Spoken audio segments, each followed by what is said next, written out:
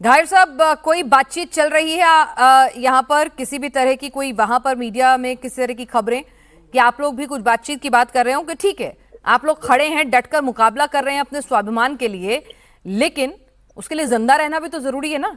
Iran का अस्तित्व बचा रहना भी बहुत जरूरी है अगर हमला करना है, देखिए, मुखालफत करनी है। ट्रंप तो कह रहे हैं 4 घंटे ईरान में का एक बर्बाद कर मामला मैं देंगे। आपको क्लियर बता दूं। इस कौम का एक मामला मैं क्लियर बता दूं, ये कौम पहले से ही ऐलान करती रही है कि हमें इज्जत के साथ मौत स्वीकार है, लेकिन जिल्लत के साथ जिंदगी नहीं। अगर हमें ये कहा जाए कि हम जिल्लत के साथ जिंदा रहें या इज्जत करेंगे, क्या चूज करेंगे, तो ऐलान साफ है कि हमें इज्जत के साथ मौत चाहिए, जिल्लत के साथ जिंदगी नहीं। तो गाइड साहब, वो जो खबरें आ रही हैं कि बाकायदा आपके जनरल्स ने टीवी पर आकर ये रिक्वेस्ट किया है युवाओं से, बच्चों से कि आज रात आप लोग ह्यूमन शील्ड बना के अपने जो तमाम इंस्टॉलेशन है, पावर प्लांट्स हैं, एनर्जी प्लांट्स हैं, वहां पर खड़े हो जाइए ताकि ट्रंप कम से कम वॉर क्राइम ना करे। बच्चों की आड़ में, ह्यूमन शील्ड की आड़ में आप बचाना चाहते हैं खुद को? नहीं, ट्रंप वॉर क्राइम ना करे। जी, 1 मिनट मौका दीजिए। 2 मिनट संदेश दीजिए। ये नहीं है कि हम ह्यूमन शील्ड या मानव चैन बनाकर बचना चाहते हैं, बल्कि कहीं ना कहीं दुनिया को झंझोड़ना है, दुनिया को जगाना है कि ट्रंप के असल चेहरे को देख लिया जाए। बात रही ईरानी जनता की, ईरानी जनता जंग के पहले दिन से ही मैदान में है, सड़कों पर है। लाखों लाखों का हुजूम शहर के हर चौराहे पर, हर मेन रोड पर रहता है। अगर अमेरिका को हमला करना होता या ईरानी लोगों को अपनी जान की परवाह होती तो ये घरों में आने के बजाय इसराइल या दूसरी जगह की तरह ही जाकर बंकरों में कहीं छुपते, शेल्टर होम्स में जाकर छुपते। ये जनता तो पहले दिन से ही सड़कों पर है, और ये ह्यूमन चेन बनाकर पावर प्लांट को घेरने की जो एक बात हो रही है, वो कहीं ना कहीं इसलिए है कि अब भी मौका है विश्व समुदाय जागे और दुनिया को ट्रंप जैसे अहमकों से निजात दिलाए। चलिए, बिल्कुल। आपके जो अमेरिका पर ट्विटर दबाव हैंडल बनाए कि हैं वो बाकायदा कह रहे हैं कि भाई ट्रंप के खिलाफ आप अपने कॉन्स्टिट्यूशन की कई धाराएं उनका प्रयोग कीजिए, उन्हें हटाइए।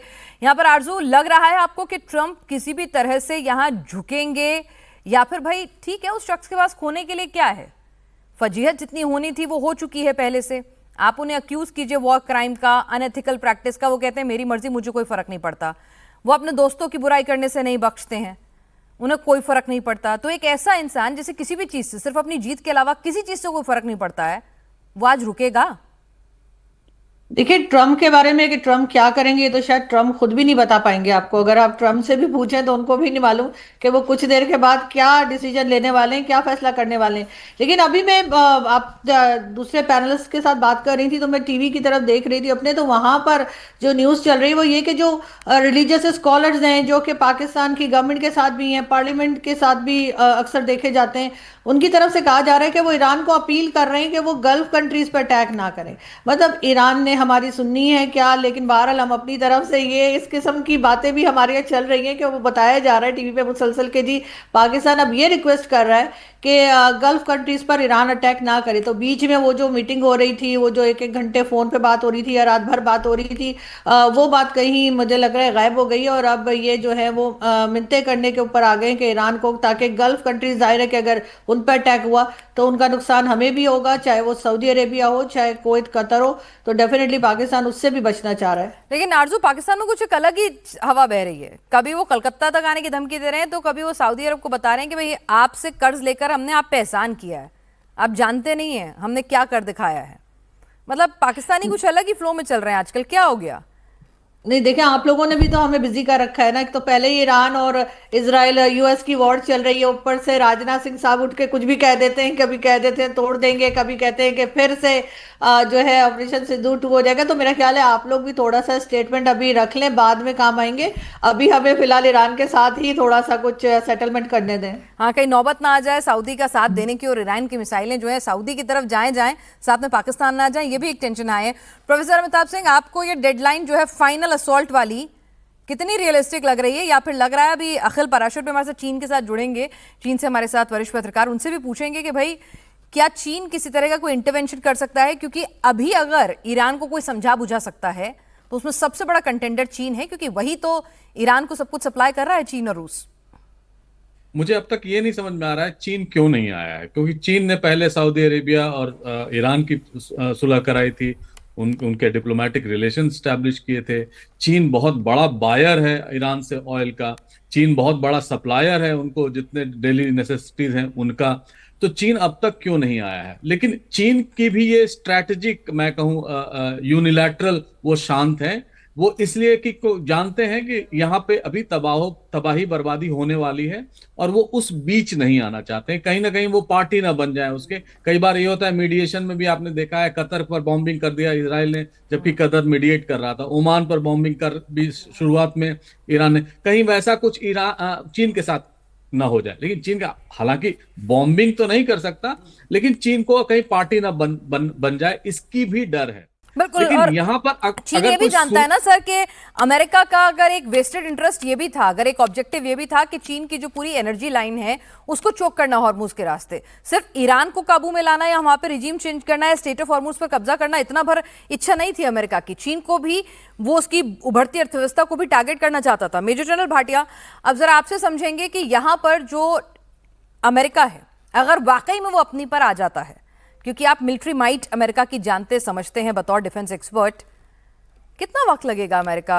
को बिना न्यूक्लियर पावर का इस्तेमाल किए हुए अपने मदर ऑफ बम्स और तमाम हथियारों के साथ ईरान को घुटनों पर लाने के लिए, जैसा कि वो आज कह रहे हैं कि लाके रहेंगे? तो ईरान घुटनों पर एयर पावर से नहीं आ सकता। उसके लिए आपको बूट्स ऑन ग्राउंड उतारने पड़ेंगे, और बूट्स ऑन ग्राउंड भी एक साइजेबल नंबर से उतारने पड़ेंगे। 5,000 10,000 बूट्स ऑन ग्राउंड उतारने से नहीं होगा। मतलब तो सर आपको रोक रही हूं, को जैसे कि एक आम आदमी की तरफ से समझे कि आज ट्रंप लेके, ऐसा नहीं है कि तमाम पावर प्लांट पर बॉम्बिंग कर दें तो ईरान खत्म हो जाएगा, तमाम उनके एनर्जी रिसोर्स को बंद कर दें, ये भी ना देखें कि वहां सिविलियन ह्यूमन चेन बना के खड़े हैं, तमाम वॉर एथिक्स को साइडलाइन कर दें, अपने जो बिग बम्स हैं उनको लेकर आए और ईरान पर वो बॉम्बार्डमेंट करें, ईरान को खत्म कर दें। ऐसा नहीं हो सकता, आप ये कह रहे हैं? बिल्कुल नहीं हो सकता। ऐसा छोटी कंट्री के साथ भी नहीं हो सकता। ये ऐसा क्यूबा के साथ भी करना बहुत मुश्किल है।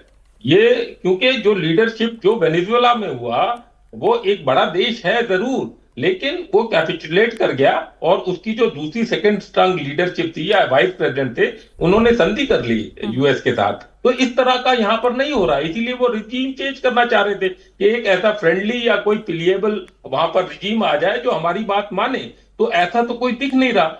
तो इसमें अभी ट्रंप जो है कैच 22 सिचुएशन में फंसे हुए हैं, क्योंकि बूट्स ऑन ग्राउंड उतारने के ये नहीं कि वो तेहरान पे कब्जा कर सकते हैं। कोई तेहरान छोटी सी जगह है, या आप तेहरान पे कब्जा कर लेंगे तो खर्क आइलैंड जो 4 किलोमीटर चौड़ा है और 5 किलोमीटर या 6 किलोमीटर लंबा है, उस पर कब्जा किया जा सकता है, पर उस पर भी इंडेफिनेटली नहीं कब्जा किया जा सकता। इफ्शान या किसी जगह अगर ने यूरेनियम लेना है, तो जिस तरह के अपने उन्होंने पायलट्स निकाले थे, उस तरह का इन एंड आउट वाला ऑपरेशन हो सकता है बूट्स ऑन ग्राउंड से।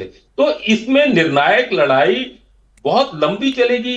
ये होनी ही नहीं चाहिए। अगर आप उस तरफ जाते हैं जहां बूट्स ऑन ग्राउंड, फिर तो इसका अंत नजर नहीं आएगा। ये यूक्रेन रशिया वॉर से भी लंबा जाएगा, क्योंकि इसमें चाइना की बैकिंग है, रशिया की बैकिंग है। इसका इलाज यही है कि जितना शॉर्ट, जितना स्विफ्ट हो जाए, उतना दोनों पार्टीज को जल्दी समझना पड़ेगा।